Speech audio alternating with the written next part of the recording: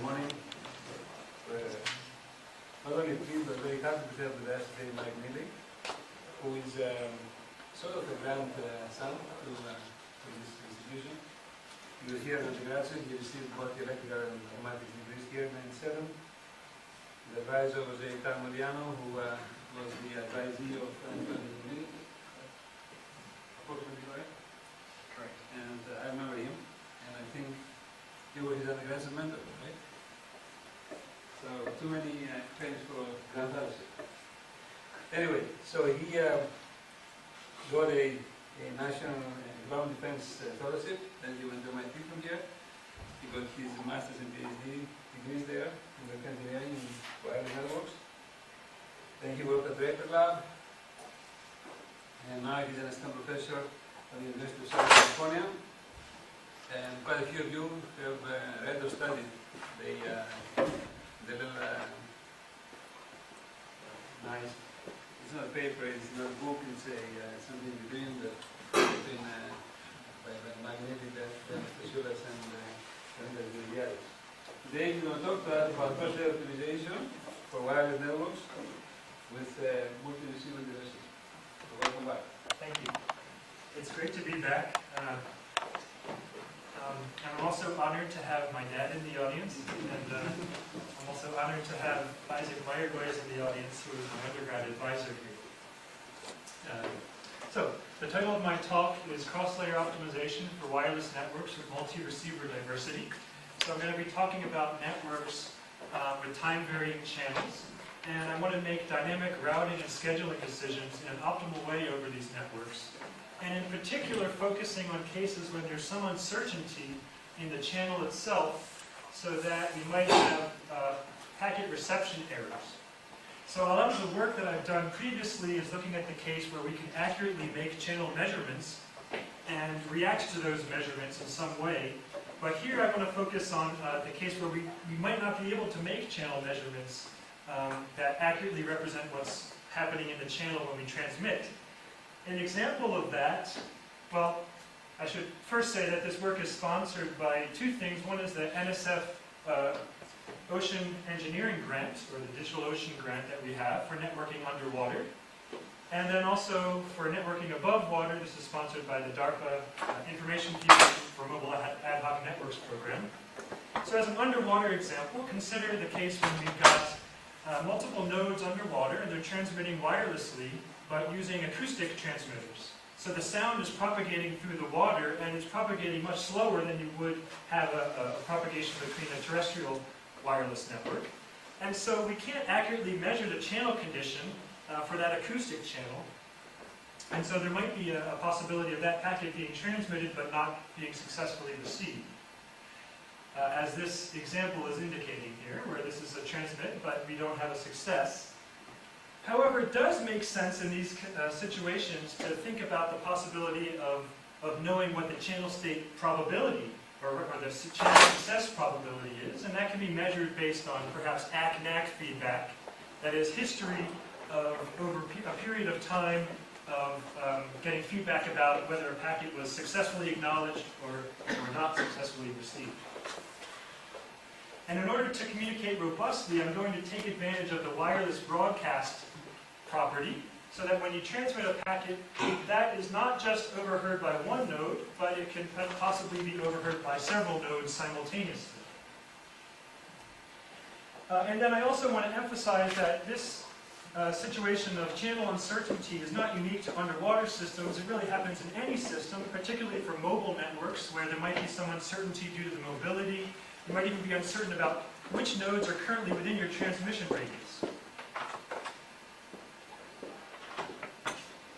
So for the context of this talk, let me first start out by showing you the standard picture of the layering model in any data networking course.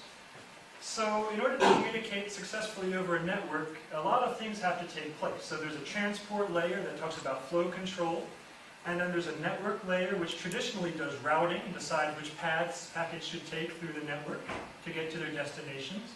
And then there's all this multiple access and physical layer transmission stuff. And what I'd like to do is to do a cross-layer optimization that optimizes over all of these layers separately to achieve some sort of joint optimal solution. In fact, over the past 10 years, there's been a lot of work in the area of applying optimization theory and convex programming to cross-layer design. And so some work starting with Frank Kelly on flow control, and then going down to Lowe, Zhao Johansen, and Boyd, and all these other authors, including myself, where gradually these are kind of moving from static networks to some of the work that I did in my thesis looking at stochastic networks with time-varying channel conditions. So for this talk, I want to focus mainly on the network and physical and multiple access layers. In fact, this is the most challenging layer in the network because there's a lot of open problems here in information theory and network information theory in particular that are unsolved. So what I'm going to do, rather than optimize over everything in the network, I'm going to assume that half of the network structure is specified in advance, and I have no control over that. And I'm just going to optimize over the other half of the control decisions that I can affect. And at the end of the talk, I might have time to talk about some transport layer issues. It turns out that there are some very simple solutions for injecting data into the network in a distributed way where you're just making decisions at each source about how much data to put in to its source node without knowing anything about the network. And these algorithms are fully compatible with the lower layer algorithms that I'll talk about. But I want to focus mainly on these lower network layer algorithms. In particular, because in this situation where you have the wireless broadcast advantage, the traditional networking layer view is turned upside down. And so I'll show that, in fact, it's not possible to achieve a joint optimal without mixing up the layers and making a routing decision after you transmit a packet rather than before transmitting the packet. So the situation here is that I have a multi-node wireless network. Possibly these nodes are moving around. And let's assume that the system operates in slotted time, with t taking normalized units of integer time slots. And I'm going to use this broadcast advantage where if you transmit, multiple nodes can possibly overhear the same transmission. This was perhaps first used in 1999 by Wesselthier, Wynn, and Ephremides. And that was for somewhat of a different context of multicast. Here I'm going to use it for giving a diversity gain, a multi-user diversity gain in the system. That gain comes about because we have possible channel errors, and we have channel probabilities where QAB of t represents the probability that if we transmit a packet over link AB, that is a link from node A to some node B, then that's the probability that this packet is successful. And these probabilities possibly depend on time because the network has time-varying conditions and might have mobile nodes. So as an example, suppose that this source node 1 transmits a packet. And let's suppose that there are 4 possible receivers that could overhear this packet. And each of these has a different success probability. And in this particular example, here I show the example where nodes A, D, and C correctly receive the packet, but node B does not successfully receive the packet. But the opportunity to have multiple nodes overhear the same transmission creates this multi-receiver diversity gain. So that the probability of at least one node within a set of possible receivers successfully receiving the packet can be much larger than the probability of one designated receiver specified in advance. So there are some fundamental questions. Basically, the main question is, how do we fully utilize this multi-receiver diversity gain, especially in a situation where we've got data to send over this network, but we might not know what the network looks like, except for our surrounding local conditions. So how do we, for example, maximize throughput in this network? And considering all possible ways of routing the data, and all possible transmission decisions of when we have a transmission opportunity, what do we send? And then how do we minimize power, for example, if each transmission takes some power? how do we choose which node takes charge of the packet in the case when several nodes have overheard the same transmission? Who takes it next? And in fact, another question which is related to this is, well, maybe it's optimal to have two versions of the packet simultaneously propagating over this network. And is it better to do that, or is it better to just specify one copy that goes over the network? And then how do we do this in the context when there are multiple traffic streams and people trying to share the same network resources?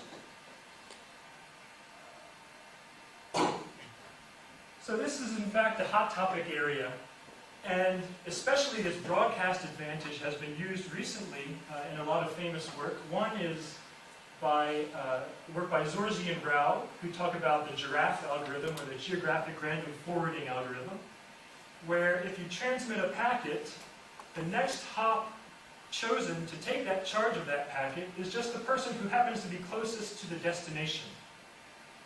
That's called geographic random forwarding. So in this example, if I transmit from 1 and this guy receives it, well, node A is closer to the intended destination, for example, which is this star.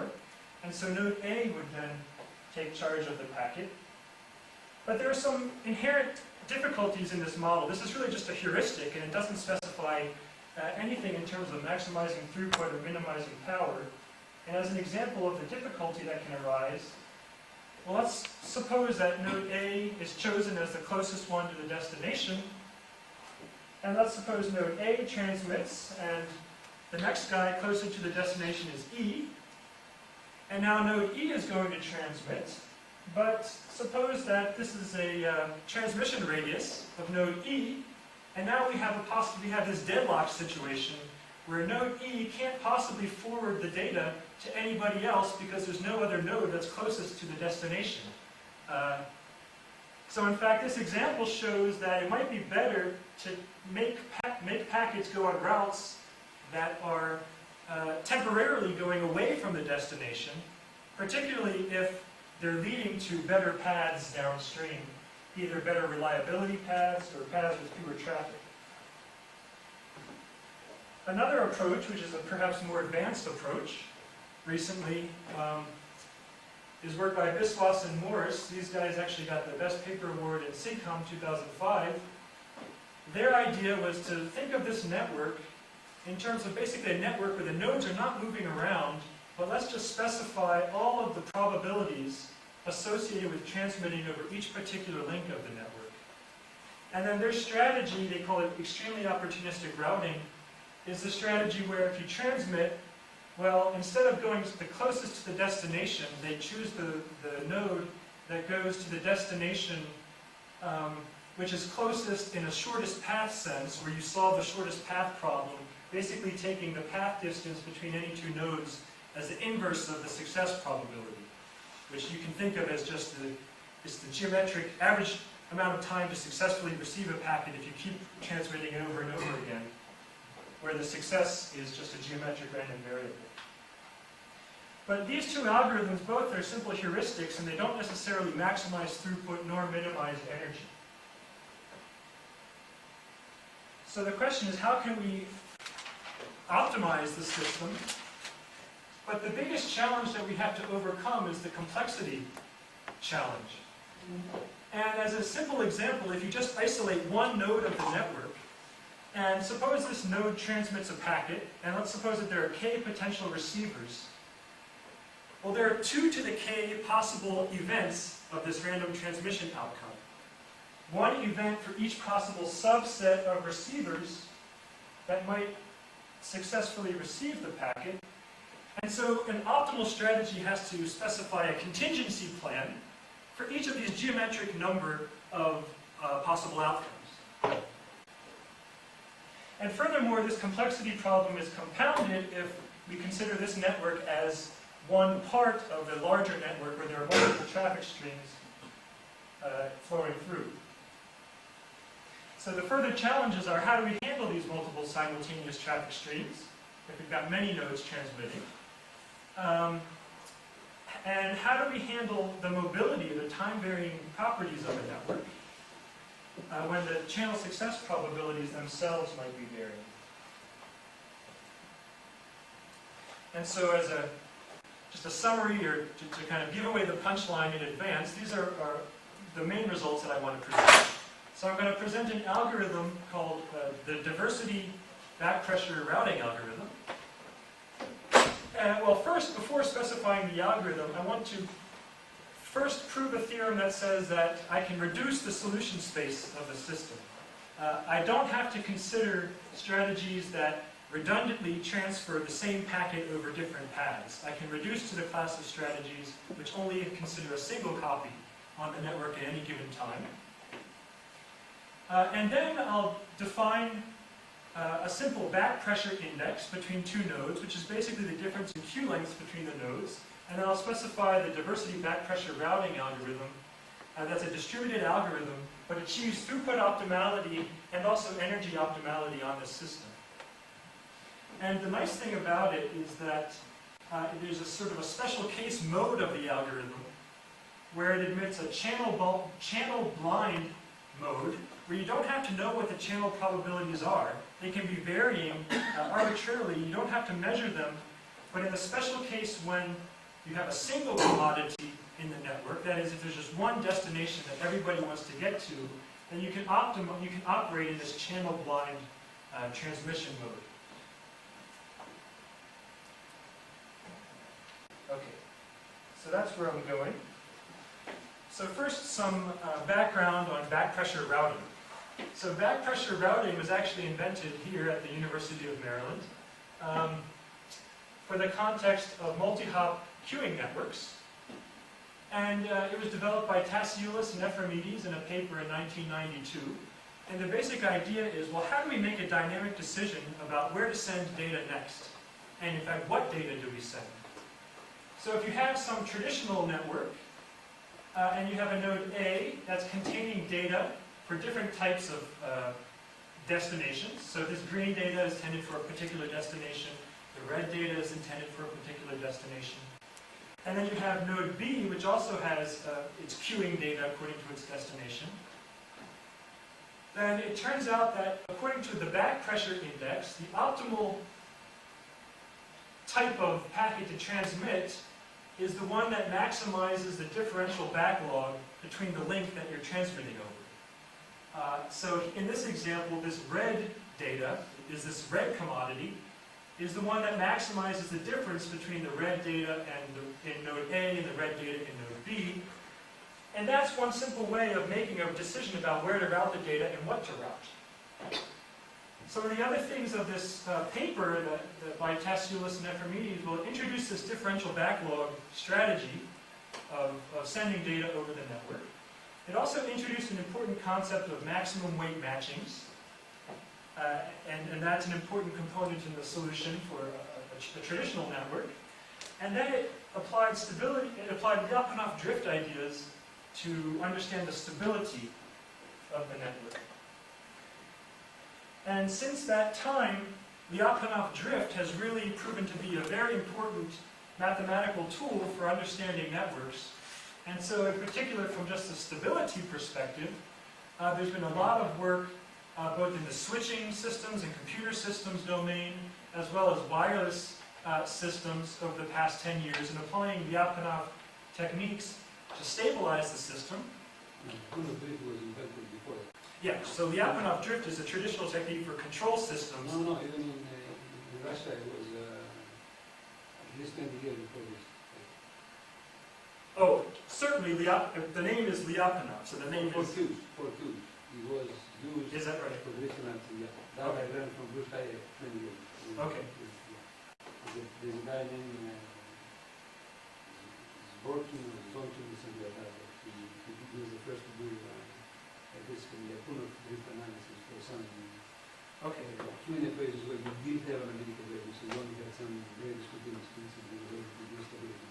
Okay. I mean, even Foster's criterion. So Foster's criterion is referenced in the Asmussen probability That textbook. goes about way before 91. Okay.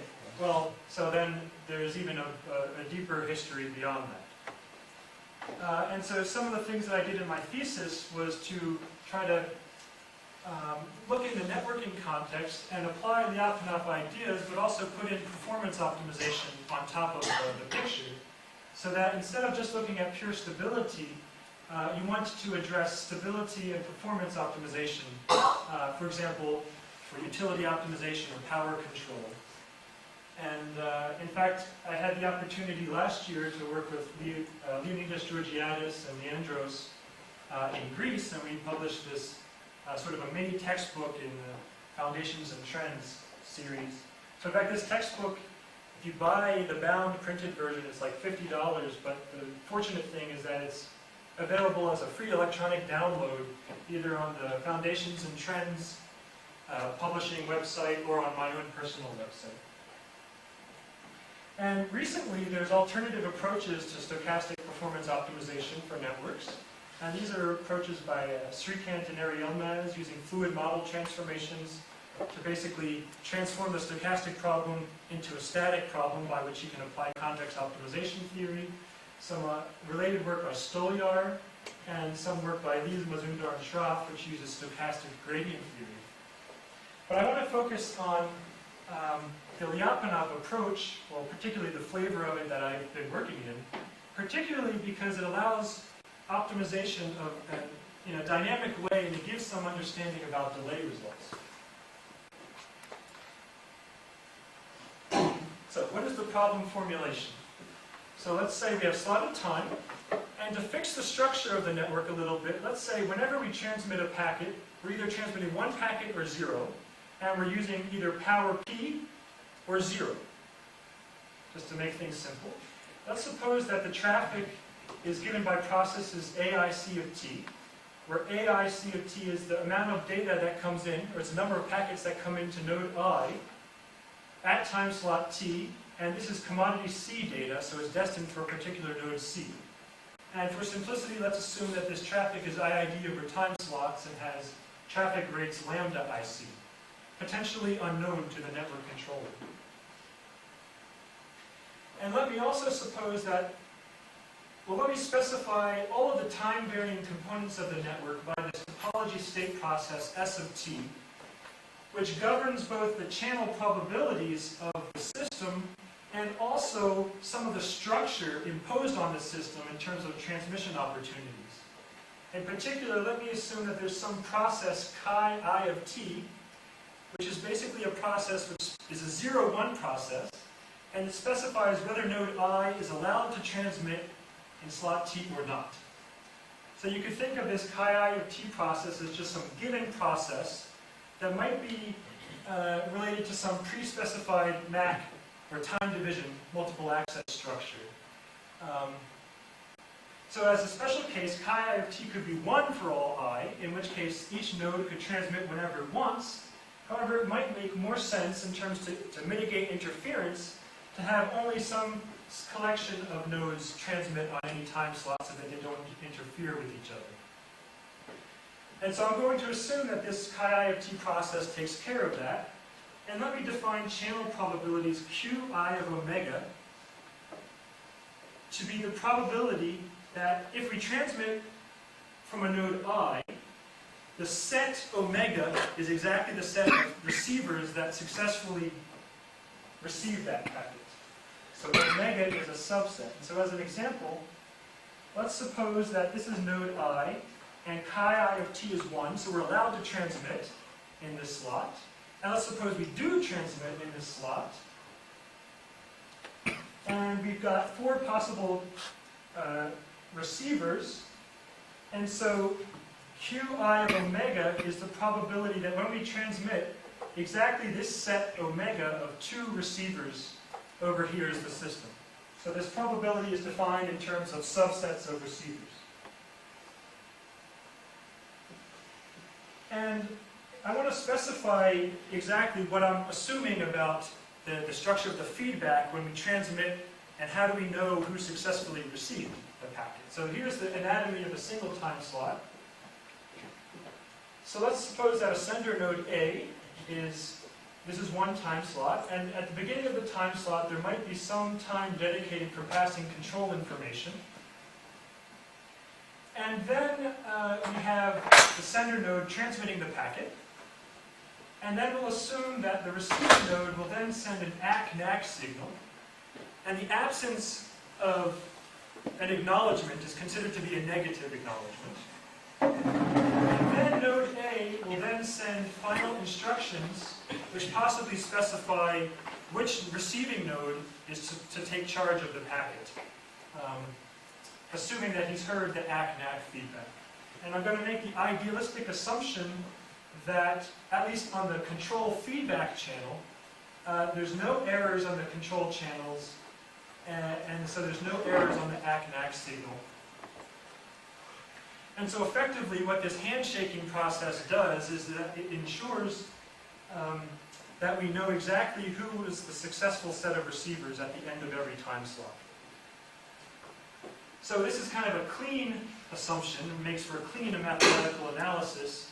I might at the end also talk about violating some of these assumptions and what that would do to the system. Basically, that would create a situation of delayed feedback. Yeah. The question is that if you're using this broadcast or this multicast, so when you make the packet transmission and then when it's time for your acknowledgement and negative acknowledgements, then you should be expecting you're receiving those from more than From one. several. Yes. So Yes. how do you deal with that? So I'm assuming that there's this dedicated feedback signal and that there's no contentions here. So either they're transmitting over a different frequency band or somehow it's time division multiplexed, because I want to ignore the problem of sort of collisions or errors in the feedback channel. But you're exactly right. I'm transmitting and I'm going to get this feedback from all of my potential receivers.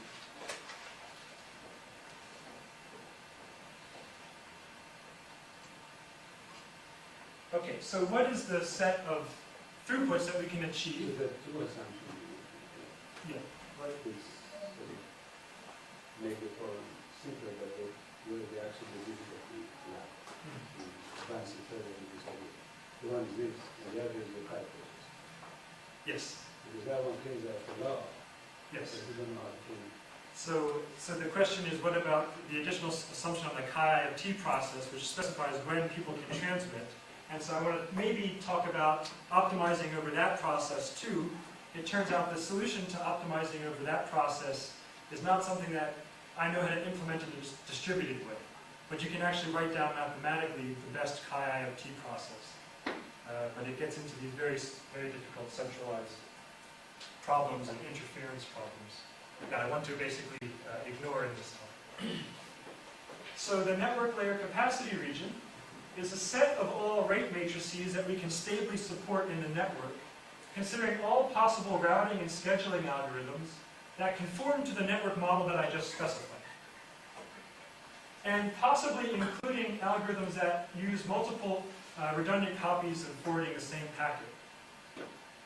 And so before I proceed, I just want to state a lemma. So it can be proven that we can achieve this capacity region and this minimum average energy to support the capacity, any data rate in this region without using redundant packet forwarding. But this lemma is actually strongly dependent on these two things I want to highlight. So one thing that you've noticed is that my network model doesn't consider the advantages that you might get if you allow for signal enhancement by cooperative transmission. So I'm not allowing for that type of thing, and I'm not doing any network coding. So I'm assuming that you have these packets and you can duplicate them and you can decide where to send them, but you can't break the packets open and start interleaving the bits with other packets and doing any coding in that domain. So network capacity can certainly be increased if we allow these types of operations. At the expense of huge overhead. At the expense of possible overhead, but even more than that, nobody really knows how to optimally include these types of things. And I'm writing a paper that says so that this cannot be done in network for that. Overhead is huge. Okay, but even if you did know, even if you could do that overhead, still it's not clear even how to optimally include You these. need to know what happens to every node by the time you do this. Yeah. And that's information that you never have if you keep it so. Yeah, so there's an overhead problem, and so these are problems that are kind of deeper into the question. I wouldn't worry about you not using network coding. I'm on your side of this one. So here I want to just consider the control options of routing and scheduling. Yeah, question. The rival processes are ID here? Yes. Yeah. This can be generalized to non-IID, but the math is the cleanest and gives the nicest solutions when you have IID traffic. But I've done a lot of work in other contexts that talk about non-IID. In principle, you can apply that work here, but I haven't applied it. And stabilizable means what? Stabilizable essentially means that all of the queues in the system have finite average cube backlogs, which effectively means that the total input rate into the system is exactly that output rate delivered to the destination. It's not in terms of sample averages. It's defined strictly speaking, it's defined in terms of finite average delay. So as long as you have finite average delay in the network. Average for you means sample average. Average It's delay. a time average. It's a time, yes. You're taking time average. Yes. So, I want to know how energy comes into your model, because the model that you introduced here, you either can transmit or not transmit. You don't talk about variable rate.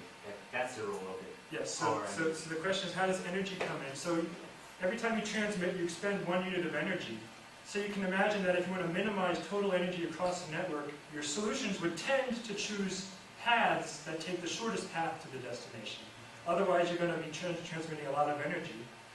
But it depends on the success probability, because you might have to do a lot of retransmissions to get your packet through. And what complicates the problem is you only know your own local neighborhood of the network. You don't know the entire network. But remarkably, we can get a strategy that solves this.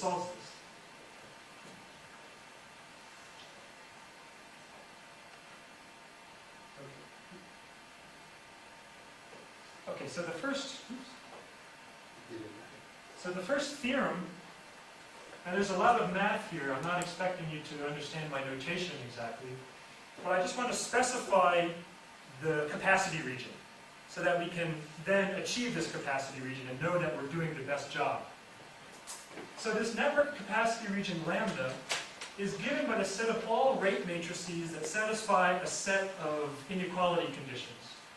And that is that there exists essentially auxiliary variables, where these F variables represent flow variables through the network, and these alphas and thetas represent probabilities for transmitting and successfully receiving, such that these flows satisfy these constraints. Well, the first one is sort of obvious, that these flows are non-negative. This constraint here essentially says that the total flow of data into a particular node n is equal to the total outflow of that data. Well, actually I have a less than or equal to because it's a bit simpler, but you can replace that by equal to. So this is basically a flow conservation constraint. And this is a basic link constraint, which is sort of generalized to this case of multi-receiver diversity. It basically says that the total flow of all commodities over a particular link nk is less than or equal to the time average transmission success rate over that link. And I don't want to go through the notation, but basically the transmission success rate depends on your control strategy, and it depends on these Qn of omega probabilities, where these probabilities are a geometric number of probabilities specified for each possible probabilistic event. Okay. So what is pi s? Okay, so I had this underlying topology state process pi, and pi s is the probability that my topology state is in state s, which specifies the particular network topology and channel probabilities and the chi process at that time. So it's over time. So this is basically, this can be viewed as the time average or the steady state averaged over repeated experiments. Is these constants imply every solution that is in feasible set is stable, or it's something? No, this just specifies the solution space. It specifies the set of all rate matrices. So any rate matrix which is inside that set has to satisfy these constraints for a particular set of variables which represent flows and decision probabilities. But it doesn't require that a given solution give stable Q spaces, right? No, this is not talking about stability or anything. This is talking about any control strategy that is stable has to have a rate matrix which lies in this set. And so this is not really surprising. This is what you would expect. It's a complicated problem. It's like water. This is just the complicated solution to the problem, which you can't even imagine solving because of these geometric number of parameters on the probabilities. Okay, how do you know without the interpretation that this set is unempty? In Well, other words, if I came to you and I said, look at this set, yeah. As long as you have a minimum transmission probability on any link, and you make the assumption that the network is connected in the sense that there exists a path from any node to any other node, where that path has a set of non-zero success probabilities over the path, then you can see that you're going to be able to get a non-zero transmission rate from that node to that destination. But if this property holds for all origin-destination pairs, then you can imagine just a simple time sharing would achieve a non-zero capacity for the set of rate matrices that you want to support. So in fact, what I just explained proves that there's a hypercube that's a subset of this capacity region. Therefore, the capacity region contains a non-empty set. Those are the sort of implicit assumptions that I'm not really going into the details. That's not what the problem is. What's that? You're trying to compute this. Yeah, experimentally, it just means that we can send some data to our destinations. You don't know the views you can't compute. Yeah, you can't compute these unless you know the Q's for all the geometric number of probabilities. You never know. So this is just specifying the answer, but can we actually get the answer? And so the minimum energy is minimizing this thing subject to all of the constraints of part A. So the end result that I want you to take from this is that the problem is hard. The problem has an exponential number of parameters because of this geometric state-space explosion and all of the possible events that can take place. And in fact, I don't know any way of writing down the solution to the capacity region boundary or the solution to the minimum power required to achieve stability in the network without writing it in terms of a geometric number of parameters.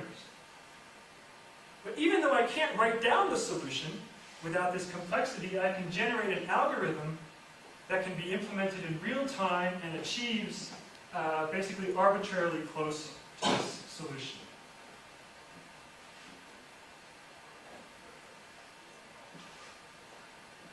Okay, so the algorithm is a simple back pressure strategy, and I'm going to define it in terms of the control parameter V, which is going to affect my power optimization. If I want to get arbitrarily close to minimum power, I'm just going to increase my control parameter V. And I call it the div-bar algorithm. So the idea is, suppose we're at node N, and we want to make a decision. And let's suppose chi n of t is 1, so we know that we're allowed to transmit on time slot t. But we don't know if we should. Maybe we don't want to transmit because we want to save power. And if we transmit, we don't know whether we want to send a yellow packet or a red packet. So let's suppose that we do know our set of potential receivers at time t, and we know what their Q sizes are. And so let's let Kn of t represent the set of potential receivers at time t. And so for each possible receiver k, we compute the differential backlog, Wnk, for each of our commodities in the network. So this differential backlog is just the max, I call this U as the unfinished work, or it's the number of packets in node N of a particular commodity C. And this is just the number of packets in node K of that commodity. So it would just be the difference between the number of packets of this yellow minus this yellow, this red minus this red. And so that's the differential backlog, same as the Tassiulis differential backlog. And the second step is then to take all of these differential backlogs and rank order them from greatest to least. So we're basically, for each commodity, we're rank ordering the nodes that have the highest differential backlog. And essentially this is our preference order. If one of these nodes, if several of these nodes receive the packet, we're going to choose the one that has the highest differential backlog.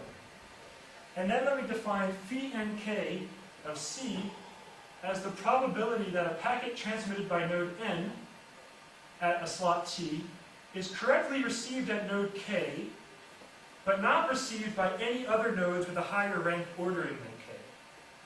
Are those conditional probabilities or unconditional probabilities? These are conditional probabilities given that it's slot t, given that we have a chi of t process that allows us to transmit, and then given that we do transmit.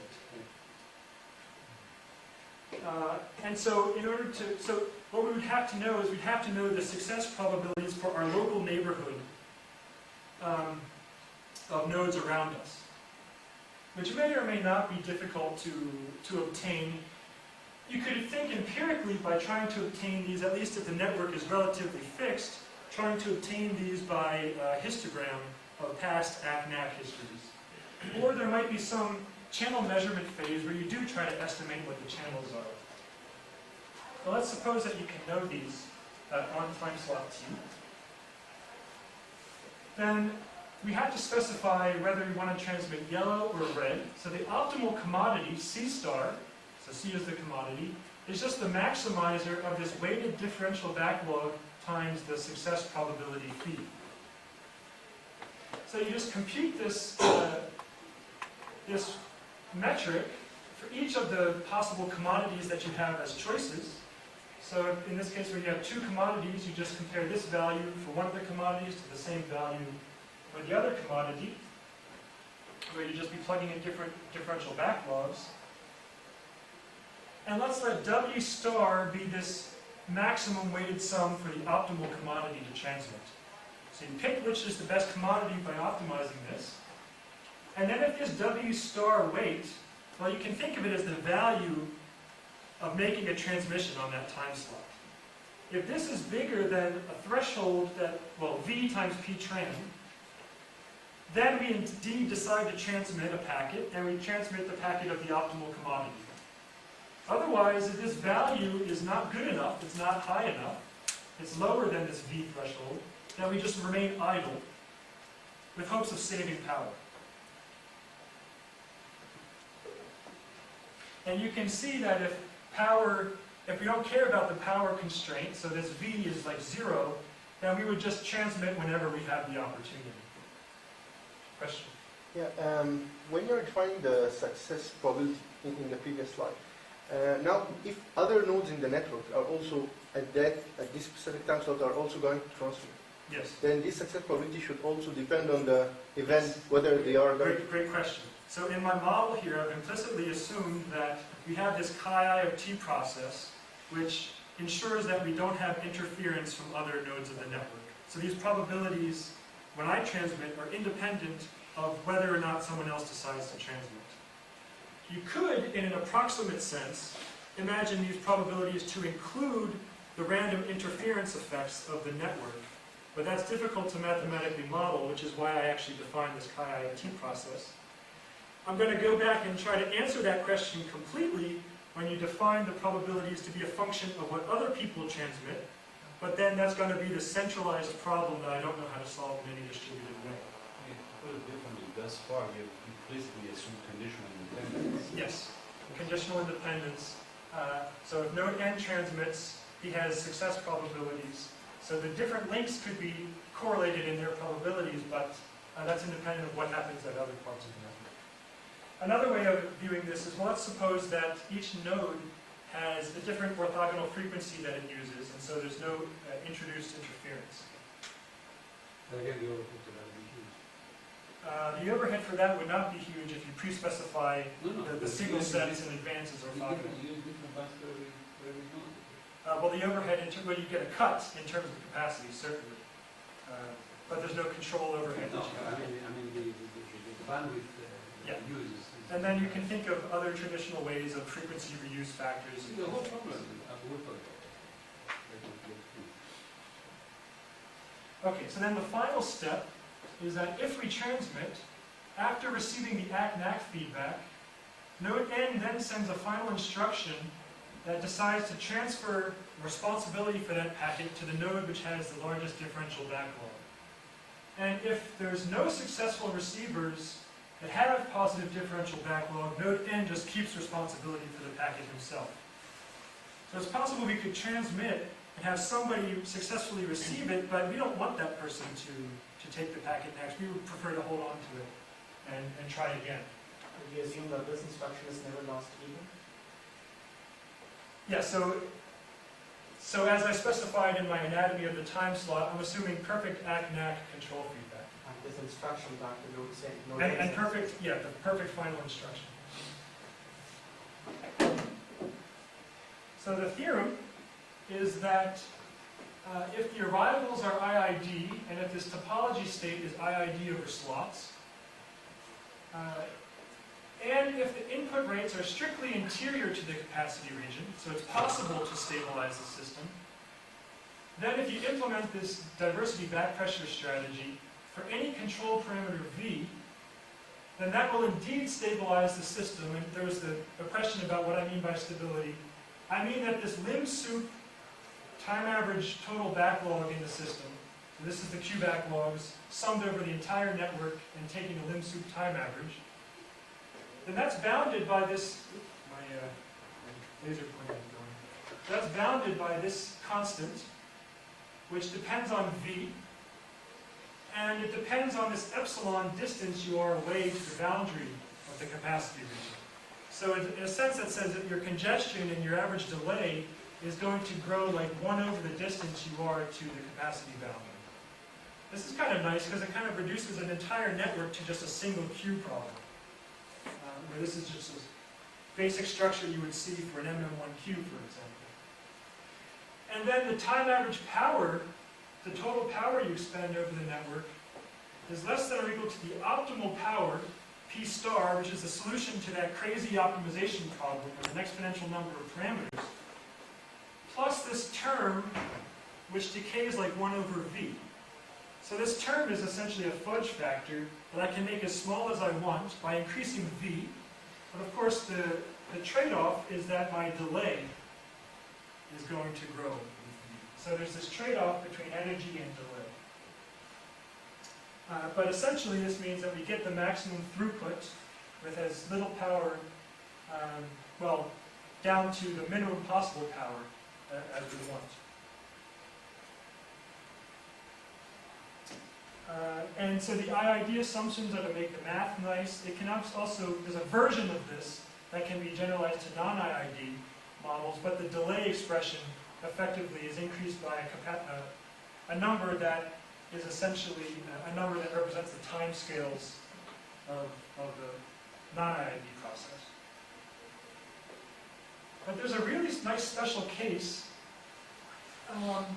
Well, if you notice when I specified steps 1 through 5 of the algorithm, those steps were just to decide whether or not to transmit and what packet I have to transmit. But if I only have one commodity in the network, for example, if there's only one destination and everybody's trying to send to that destination, then the problem of what commodity to send is trivial. I mean, you only have one commodity, there's one choice. And in fact, if I neglect power optimization, so I don't care about power, then I can skip steps 1 to 5 entirely. Which means that I don't even have to know what these phi probabilities are. I can just transmit whenever I have the opportunity. And then when I get feedback, I decide who goes next based on this differential backlog metric. This is a really nice property that says that we can get optimal throughput without knowing anything about measuring the channel conditions. We just send whenever we want. So I call that the channel blind transmission mode. So as an example, let me just apply a simulation. Let's consider a static network, for example, because I want to compare it to this extremely opportunistic solution of the previous guys, Biswas and Morris from last year. So let's take a network with 9 nodes, and let's just represent the success probabilities on each link by given numbers. And let's suppose node A wants to send to destination A prime, and node B wants to send to destination B prime. And let me first do it assuming that I'm using this extremely opportunistic routing solution. And so I'm going to push up the input rate that both of these sessions try to send. And here I'm going to plot the resulting average delay, or average congestion. And so you can see that this extremely opportunistic routing solution explodes in terms of stability and delay at this vertical asymptote here. And now to the same system, let me just apply the div bar algorithm, which is in fact a bit simpler to implement because you don't have to know the entire network topology. And so the div bar algorithm achieves capacity, which in this case is almost double the throughput of what you can achieve by just a simple shortest path XOR heuristic. And so this is actually the capacity that you can achieve given this network structure. But you can see that the delay is actually, in the lightly loaded regime with small data rates, the delay is actually higher than basically just sending it along the shortest path. And that's fairly intuitive because there's some learning in this adaptation algorithm. You're trying to search out good routes, and you could send a packet completely in the wrong direction. So then in order to reduce this problem, or minimize this problem, I define what I call the enhanced div bar, which basically combines the differential backlog metric plus, it just exactly sums it to the shortest path metric of XOR. And I'm able to prove that the enhanced algorithm also achieves capacity, but I can't prove anything about the delay except some loose bounds, but intuitively, it should get better delay, at least in terms of the lightly loaded regime. And so I applied this simulation and found actually it was better than I even anticipated.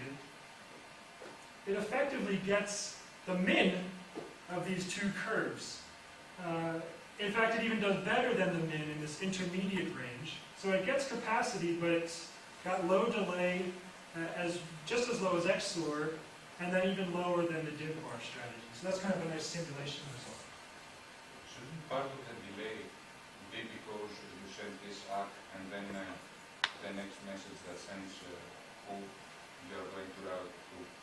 So you have three, Okay, so in this situation, I'm assuming that every time slot, that handshake takes place. So I'm measuring everything in terms of time slots, assuming that those things take place. Maybe I should get into what happens when you have delayed feedback information. So maybe an ACK was not successfully received, or maybe it was received, but it was only received 5 time slots later. So the question is, does this algorithm break down in those cases? And in fact, the answer is no. You can implement this algorithm with delayed feedback information about queue state and delayed acknowledgements. So the theorem is basically, as long as you have delay not more than some bounded number m, then this algorithm gets the same throughput, but the delay just increases by an amount that's proportional to this m. So that says that this is fairly robust and that it doesn't break down. You have essentially these continuity principles working where you're not going to get drastic breaking of the algorithm if you tweak or change some of the assumptions. So the XR algorithm is a single path routing, right? Yeah, so strictly speaking, there's no solution that was put in the literature that talks about how to do this for a case when there's several sessions. No, I mean, So between D and D prime, XR gives you just one path. But your algorithm usually actually is a multi-path. no, it's the XOR algorithm does allow this diversity. So if node A transmits and this guy, or if node B transmits and this one hears it and this one hears it, then you can choose which one you want to forward. And you would basically choose not according to the differential backlog, but just according to who optimizes this shortest path metric. Yeah, in terms of like expected number of hops to the destination. So the way that it helps you is to just avoid basically having loop in your path, something like that? So if this guy transmits and this guy overhears and this guy overhears, intuitively you would want this guy to take charge of the packet, but it's not immediately clear that that's the best solution. So the XOR would just impose that as the best solution. And so just to emphasize that this is actually for a mobile network, here I have a system where we've got several nodes. Some are stationary, some are locally constrained, so they can only move in certain regions, and then these green ones are fully mobile. And this is a case where we can send to either one of these two sinks, which is still just a single commodity problem. You don't lose any nodes. What's that? You don't lose any nodes. Right, all of these nodes are just... What happens if you actually lose or nodes appear to the whole notion of capacity?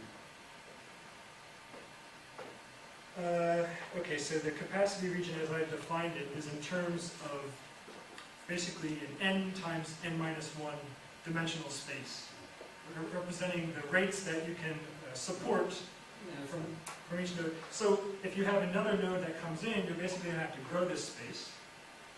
That doesn't make sense. And Because suppose I have, suppose nodes appear and disappear in the individuals. Yeah. Now I'm going to have to actually, when it comes to remain the same state, there's a whole notion of stationarity holding on.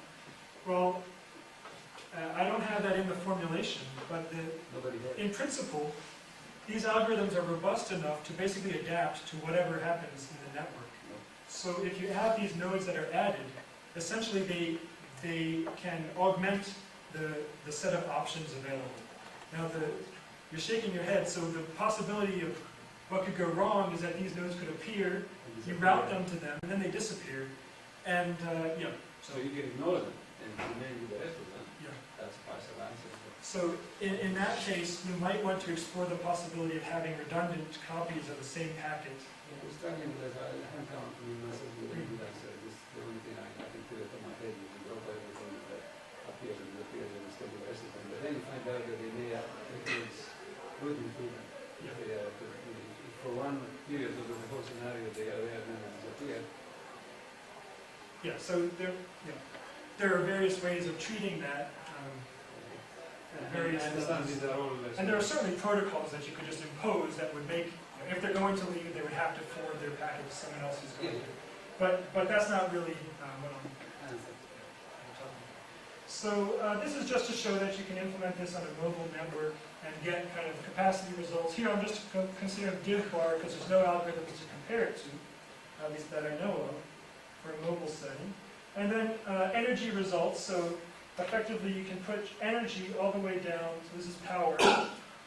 You can push it with this V parameter as close as to the minimum solution as you want with increasing delay. And so these are just simulation results on this mobile network. Let's see. Well, I mentioned that you can extend the formulation to treat channel probabilities as functions of the current channel state and the current decision, where I of t is this collective decision of how much power we allocate at each of the nodes. So that you can generalize it to variable power, not just 0 or p-tran, but any level in between. And then you can make the channel probabilities functions of interference. And then if you do that, the best thing to do is to make a decision that maximizes this quantity, but unfortunately this is a sum over weights that involve every single node of the network and some common interference that's affected by all, that is determined by all other nodes in the network. So in principle, well, the solution is just this, but how implementing this is really impossible in a decentralized way. Although I can prove that if you maximize this to within a constant gamma, using some distributed solution, then you get within a constant gamma of the capacity region. So that's the continuity result that I alluded to. If you do something somewhat suboptimal, but pretty close to what you think you should do, then you're going to basically get close to optimality. I want to skip this. This is just saying that you can put flow control on the system and it interacts perfectly well with this div bar strategy. So if you have a rate vector which is inside capacity, that's what I was talking about, but you might also have a rate vector which is outside of capacity, in which case there might be some optimal operating point that you're trying to get, or maybe here.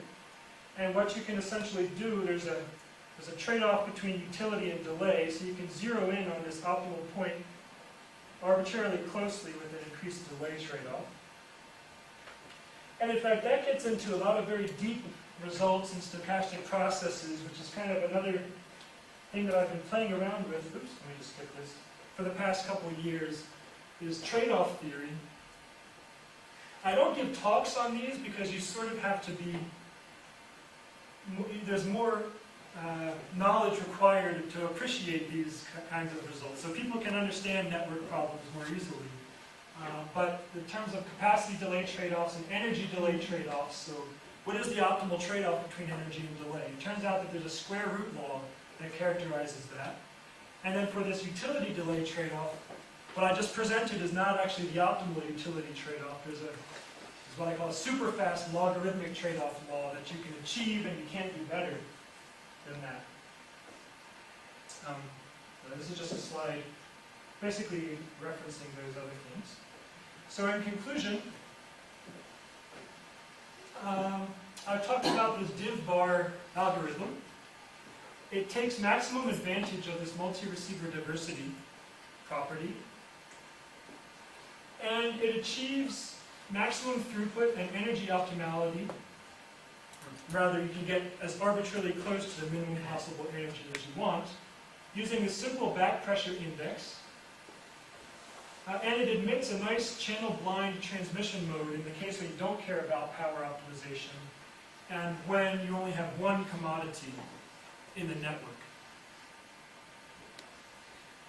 And it's also a flexible algorithm that can be used in conjunction with other transport layer flow control protocols. And that's it. Thank you very much.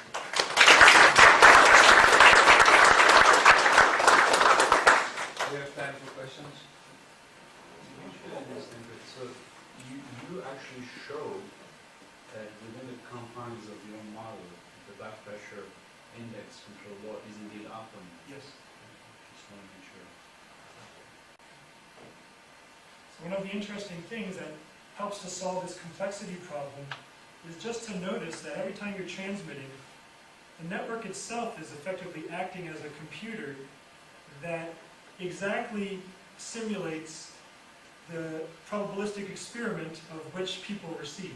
So if you were to try to simulate it out on a computer, you have to plug in all those exponential number of probabilities and simulate that and achieve the random variable. But if you just make the network do it, it automatically does it instantaneously in one slot. Is there any intuition about what happens to this when you have a larger number of nodes, or asymptotically increase the number of nodes?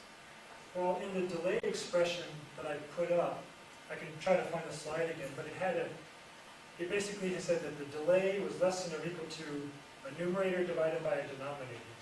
And the numerator had an n. So there are some, it is a function of the number of nodes in the network, and clearly it's growing larger as the network gets large. But that delay bound is not necessarily tight. So it has the flavor of course it has to grow larger when the network is growing larger. What, So you're talking about what is the throughput? yeah, or what happens when you increase the number of nodes, the number of paths you might consider from source. Think of the single commodity case, one source, one destination, but many nodes as relates. Now we can have too many paths possibly between a source and a destination. Yeah, so basically there's an exponential number of paths, even for the case without receiver diversity. There's an exponential number of possible paths. Right, but what happens is this most of your bottlenecks happen very close to the source and very close to the destination. Right? Okay, so that might be true if you have just one source and one destination and nobody else trying to use the network. Even if you have multiple source destinations, but still number of source destinations are finite, but the number of nodes are too large. Okay. Bottlenecks are around sources and destinations. Depends on the topology. Yeah, so you might have such a large number of nodes and such a sparse set of senders that all these nodes are basically augmenting or helping you transmit your data. Yeah, intuitively then you might have very low backlog in each node. You try and say that the backlog algorithm can be confused at some point. Yeah. Yeah, but I mean, you're pushing it too much, right? Because you have to have said, the policy is still very many nodes and many paths that it has to be to get what you say. Yeah, so that's one of the motivations for Confused using this with enhanced. atoms. This is not, I mean, okay, I'll ask my question at the end. Any other question? So the $1,000,000 question is this. Okay. To apply this or to believe this is the use of it, the bottom line is, do I have a model that I can actually find for which nodes can or cannot simultaneously transmit? And in your model, this is simplified too much. Do you have anything that goes towards reality that actually have a much more complicated omega n cells and Yeah. probabilities and so on? Yeah, Because, so, you know, we've struggled with this, and that's my conclusion. I've talked to Tony and they agree. So where we go with this? yeah, so in the journal version of this paper, I try to address some of these things. In the so you can either go down and specify limits that you can't go beyond, or you can build up by specifying achievability results. So I was looking at the latter case, and so I was looking at pure random access. Okay. Just transmit with some random probability, say 1/2, or probability p. You don't have to bring the mic into it. And allowing for interference. I think my conclusion is that unless you try to join mic and back pressure, we're not going to make it. Oh, certainly, so, Forget the physical layer. The, Yes. the transport layer, I don't care, because in the wireless, I can fix it at the end. The physical layer, I can approximate it with some laws and so on and so forth. But then I have to do mic and root together. yes, Come certainly, real to reality. certainly the optimal solution would be to jointly choose. Am I your far map away? And Here? around. Am I wrong? And that choose that IoT process. Yeah. And that is all contained, embedded in that kind of hideous centralized optimization that I talked about at the end, which you can't implement. No. So I was trying to look at cases where you could implement and get close to this, so you can get kind of constant factor results. So if you say that you have j possible interferers who could interfere with your traffic, and you transmit with probability 1/j, then there are some very simple kind of So it would be couple like, line derivations that say, well, you're going to get within a factor of 1/. this would be like doing round robin, about doing round robin with your network, like taking turns or something to get there. Essentially, but this is more randomized, Yeah. so there's going to be an E factor that pops up in here, which is kind of like what you would see in a LOHA. Yeah. And so you can get within a factor of 1/JE of capacity. But if J is large, this is a very small number, but unfortunately that's all I've been able to say. I'm going to say it more here. Any other question? Is it fair to say that the wireless part is the RF part of the model is really incidental in the sense that this is all absorbed in these probabilities? Is that correct? So the nice thing about doing random access is that you can think of interference as just part of your probability. The thing that makes it difficult is, what do you do if you don't have any data to send? And you wouldn't transmit anything, and you wouldn't generate any interference. So that means that your interference, so you could think of them as probabilities, but there's probabilities that are dependent on the Q state, whether the Q is empty or I not. understand that, but And this is what makes it my different. question is a little different. I could have walked into this room after the introduction, and there's nothing in the model, once the model is set up, that harps back to the wireless problem that motivated the discussion. Am I correct there? Well, no, this problem is talking about, excuse me, it's talking about when you transmit and you have possible success or failures, and then you're getting feedback on that. So that's central to the model. That's what I've talked about all throughout the model. Yeah, but the so- details of the technology have been completely blown away. No, wait. He's using broadcasting versus. No, I understand. I That understand. you're not going to get it. Yeah, but I think it goes back, I think, a little bit to the question that you asked. True, but I mean, you can't say that the wireless is not there at all because he's using multiple diversity when he's trying to get to this model. Okay? Then we had everything. Well, it's fine.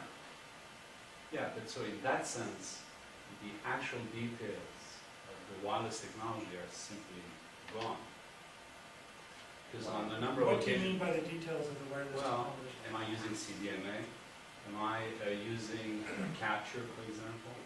Yeah. Right? I mean, these kinds of details that I think over the years people have timidly introduced in these modes, that's all gone from the picture, right? Yeah. This is all subsumed. So this is solving the sort of the network problem where I abstract away those details. Well, what you're saying simply, well, links may be, two things you're saying. The links may not be reliable, and I can use more than one link simultaneously. Am I on the money here, or? Yeah, that's right. You can Right. transmit. So there's no notion of a link actually. You're just Well, transmitting it. I know, because you've used several times the word link. Yeah, that's right. So So what do? No, but it will do, but I was amused because at some level it doesn't exist, and yet it was still a link. I mean, so, All right, any other questions? We're going to get, go ahead. I want to make a comment that I think if you start doing random access, right, it becomes much harder to find your stability conditions. But also, I think the capacity region should reduce. yes. Yeah. Yeah. So. I tell you, the $1 million problem is whoever does join my grouping is going to get my algorithm, because I cannot do it. Well, I mean, so these are NP-complete problems. I'm So not sure, I'm not sure. I can solve that problem very easily, but it's going to have a delay which is exponential. I'm not sure.